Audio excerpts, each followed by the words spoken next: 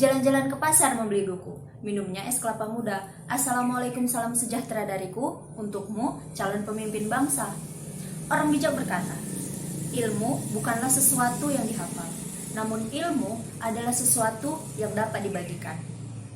So, di kesempatan kali ini saya, Lianata Safitri, mahasiswi strata 1 Pendidikan Bahasa Inggris dari Universitas Islam Negeri Sumatera Utara. So, di sini saya akan membagikan kepada kalian salah satu materi yang terdapat di pelajaran bahasa Indonesia, yaitu tentang kalimat. Di mana yang kita tahu, kalimat adalah kumpulan kata-kata yang membentuk suatu makna dan dapat dipahami oleh setiap individu yang melihat dan mendengarnya. Nah, menurut ahli yang bernama Arifin dan Tasai, kalimat merupakan satuan bahasa terkecil yang berwujud lisan dan tulisan untuk mengungkapkan pikiran yang utuh. Nah, sekarang kita masuk ke dalam pola-pola kalimat. Ada 6 pola kalimat yang harus sama-sama kalian pahami. Yang pertama ada subjek dan predikat atau disingkat dengan SP. Yang kedua ada subjek, predikat, objek yang disingkat dengan SPO. Yang ketiga ada subjek, predikat, pelengkap atau disingkat dengan SPL. Contoh dari pola kalimat SP adalah Nisa mencuci. Nisa sebagai subjek dan mencuci sebagai predikat. Dan yang kedua ada pola kalimat SPO. Contoh dari pola kalimat SPO adalah adik memainkan piano. Adik sebagai subjek, memainkan sebagai predikat, dan piano sebagai objek. Dan pola kalimat yang ketiga adalah SPL. Contoh dari kalimat dari pola SPL adalah langit malam ini sebagai subjek, bertebaran sebagai predikat, dan bintang-bintang sebagai pelengkap. Pola kalimat yang keempat adalah SPOL. Contohnya adalah ibu membelikan adik pakaian baru. Di sini ibu sebagai subjek, membelikan sebagai predikat, adik sebagai objek, dan pakaian baru sebagai pelengkap. Dan yang kelima adalah pola kalimat SPK. Contoh dari pola kalimat SPK adalah anak-anak bermain di lapangan. Anak-anak sebagai subjek, bermain sebagai predikat, dan lapangan sebagai keterangan tempat. Dan yang terakhir adalah pola kalimat SPOK. Contoh kalimat dari pola SPOK adalah ibu membeli sayuran di pasar.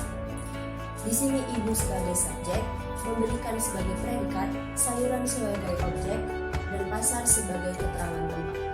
Pembahasan selanjutnya yaitu tentang jenis-jenis kalimat. Yang pertama adalah kalimat deklaratif. Kalimat deklaratif adalah kalimat yang digunakan sebagai penyampaian berita. Intonasinya harus jelas dan diakhiri dengan tanda titik. Contohnya dapat dilihat di samping. Kami sedang belajar bahasa Indonesia bersama dengan ibu. Itu adalah salah satu contoh dari kalimat deklaratif. Dan yang kedua adalah kalimat tanya. Kalimat tanya atau dikenal dengan interrogatif, di mana kalimat ini digunakan sebagai penanya terhadap sesuatu.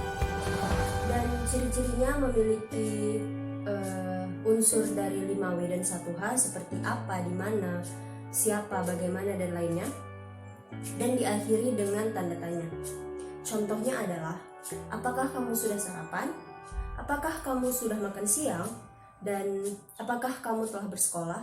Seperti itu adalah contoh-contoh dari kalimat tanya.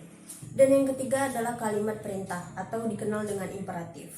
Di mana yang kita tahu bahwa ciri-ciri dari kalimat imperatif adalah memiliki unsur memerintah kepada seseorang dan diakhiri dengan tanda seru. Seperti contohnya di samping, kerjakan soal-soal berikut dengan benar. Seperti itu. Dan yang terakhir, selanjutnya ada kalimat seruan. Kalimat seruan berarti kalimat yang digunakan untuk mengungkapkan perasaan, mengungkapkan rasa emosional, apakah itu sedih, senang, gembira, bahagia, dan lainnya, memiliki tanda seru di akhirnya, menggunakan intonasi yang tinggi. Contohnya adalah, hore, aku menang. Dan yang kedua, wah, indah sekali pemandangannya. Seperti itu. Harus ada sesuatu yang mendukung bahwa kata itu mewakili dari perasaan seseorang, seperti wah, hore, seperti itu. Hore bisa ditunjukkan untuk ketika kita bersemangat, dan wah bisa ditunjukkan ketika kita melihat sesuatu yang indah seperti itu. Selanjutnya ada kalimat pengandaian, di mana kalimat pengandaian bermaksud untuk menjelaskan sesuatu yang belum terjadi atau menggambarkan keinginan yang belum terwujud. Contoh dari kalimat pengandaian adalah, andai saja COVID-19 tidak ada, maka kami tidak akan belajar di rumah. Seperti itu. Sekarang kita masuk pembahasan terakhir, yaitu tentang syarat-syarat kalimat. Yang pertama ada sesuai IID. Maksud dari sesuai IID adalah sebuah kalimat efektif haruslah menggunakan ejaan dan tanda baca yang tepat. Dan yang kedua, harus sistematis. Kalimat sederhana memiliki pola yang terstruktur atau sistematis, yaitu dari mulai subjek, predikat, objek, dan pelengkap. Mereka harus sesuai urutannya. Apabila tidak sesuai urutan, maka akan terjadi kesalahpahaman bacaan.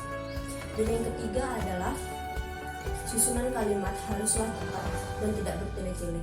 Dan yang terakhir, tidak ada makna yang memiliki makna ganda. Sekian penjelasan yang dapat saya sampaikan di kesempatan kali ini.